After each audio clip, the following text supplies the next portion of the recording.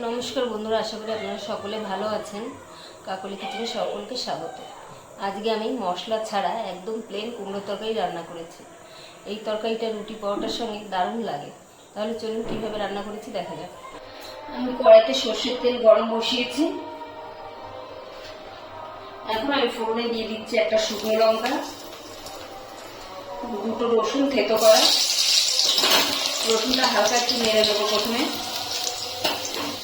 তারপর আমি দিয়ে দিচ্ছি সর্ষে, কয়েকটা কারি পাতা, সামান্য 1 চুটকির মতন হিং। ফোড়নটা ফুটে গেলে আমি এর মধ্যে দিয়ে দিচ্ছি ছোট ছোট করে কেটে রাখা আলু। আলুটাকে প্রথমে হালকা একটু নেড়ে নেব।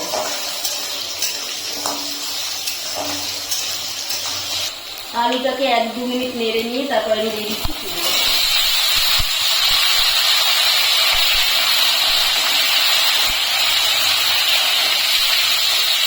এখন দিয়ে দিচ্ছি পরিমাণ মতো লবণ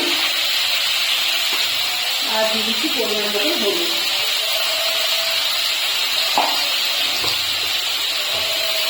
ব্যাস, আর কিছু দিতে লাগবে না, আর কোনো মশলাপাতি কিছু লাগবে না।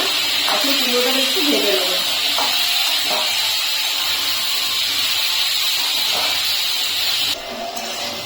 2-3 মিনিট ভালো করে ভেজে নিয়েছি। এখন আমি এর ভিতরে জল দিয়ে দিচ্ছি।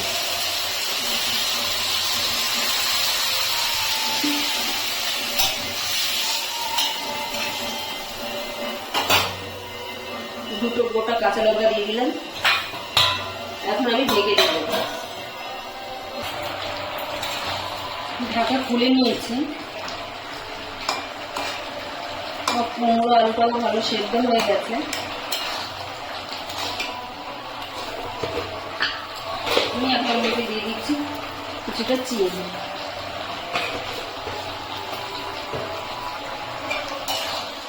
ঝোলটাকে শুকনো করে ফেলবো।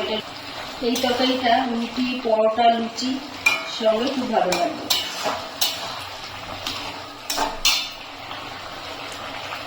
নামানোর আগে আমি একটু ধনে পাতা দিয়ে দিচ্ছি। আপনাদের কাছে ধনে পাতা থাকলে দেবেন, না থাকলে না দিলেও কোনো অসুবিধা নেই, এমনিতেই ভালো লাগবে।